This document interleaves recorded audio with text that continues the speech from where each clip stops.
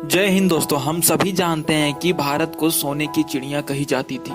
ये तो कमबख्त अंग्रेज थे जो हमारे इस देश को लूट के चले गए, नहीं तो आज हमारा देश भी उन अमीर देशों के लिस्ट में होता जहां पे आज कोई दूसरा देश खड़ा है।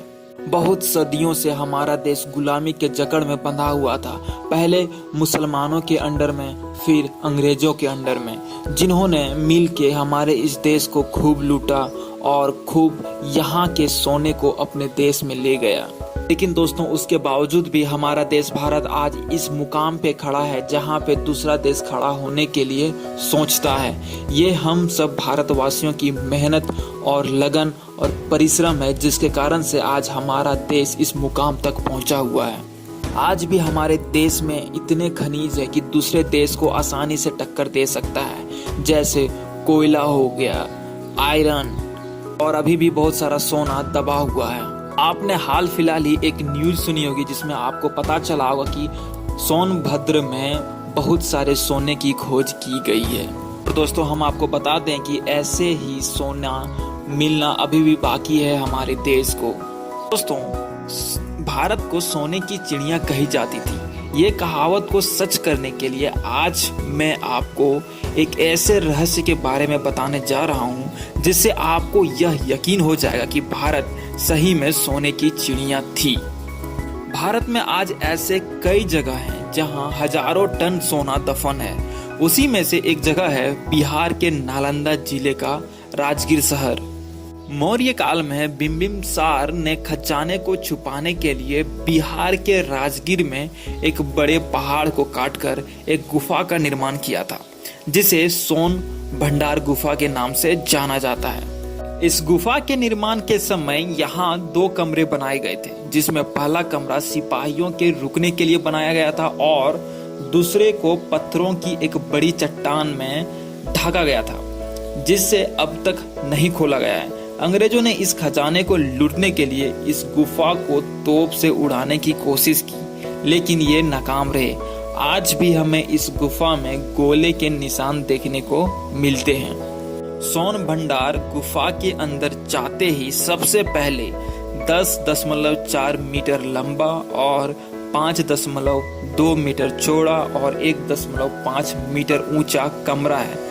यह कमरा खजाने की रक्षा करने वाले सैनिकों के रहने के लिए बनाया गया था। इसी कमरे के दूसरी ओर खजाने को रखने वाला कमरा है, जो कि एक बड़ी चट्टान से ढका हुआ है। मौर्य शासन के समय में बनी इस गुफा में एक चट्टान पर शंख लिपि से कुछ लिखा गया है। इसके बारे में यह कहा जाता है कि इस कमरे को खोलने का राज इसी शंख लिपि में लिखा हुआ है। लोगों के अनुसार यह कहा जाता है कि यहाँ पर जैन धर्म के अवशेष देखने को मिले हैं। यहाँ पर दूसरी गुफा में 6 जैन धर्म तीर्थकारों की मूर्तियां हैं, यहाँ के चट्टान में बनाई गई है। इससे यह स्पष्ट होता है कि यहाँ पर पहले जैन धर्म के अनुयायी रहते थे। यहाँ के दोनों गुफा 3री और 4वीं शताब्दी में चट्टानों को काटकर बनाई गई थी। यहाँ पर बने इन दोनों गुफाओं के कमरों में आज तक कोई नहीं पहुंच पाया है। यह अभी भी रहस्य बना हुआ है कि इन गुफाओं के कमरों में आखिर क्या रखा गया है। दोस्तों, वो दिन ज्यादा दूर भी नहीं है जब हमारे देश के वैज्ञानिकों को इस गुफा के रहस्य का पता चलेगा और जितना सोना इस गुफा में दबा हुआ है, उन सारे सोने को एक दिन निकाल लिया जाएगा हमारे देश के वैज्ञानिकों के द्वारा। उसके बाद जो कहावत कही जाती थी कि भारत सोने की चिड़िया है, वो कहावत वापस सब देश कहने लगेंगी सच में भारत सोने की चिड़िया थी और सोने की चिड़िया है और हमेशा सोने की चिड़िया ही रहेगी। दोस्तों, हम आपको बता दें कि अभी भी बहुत सारे ऐसे जगहों पर वैज्ञानिकों के द्वारा रिसर्च चल रहा है, जिससे वो लोग खोजने की तलाश में है कि अभी भी कहीं ना कहीं जितने भी सोने हैं वो दफन की गई थी वो कहाँ पे है। और दोस्तों, हमें आशा है कि हमारे देश के वैज्ञानिक एक दिन जरूर कामयाब होंगे और जितने सारे सोने दफन किए गए हैं वो सारे सोने को वापस निकाल लेंगे। दोस्तों, ये तो थी सोने की बात। उसके बाद बहुत सारे खनिज जो हमारे देश में भंडार है, जैसे कोयला, आयरन, कॉपर, ये सब के बारे में हम आपको बताएंगे अगले वीडियो में।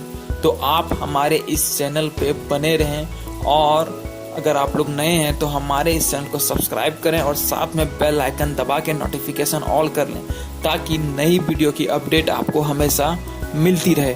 और दोस्तों जितना हो सके इस वीडियो को शेयर कीजिए ताकि सबको पता चल सके कि हमारा देश सोने के चिड़िया क्यों कही जाती थी।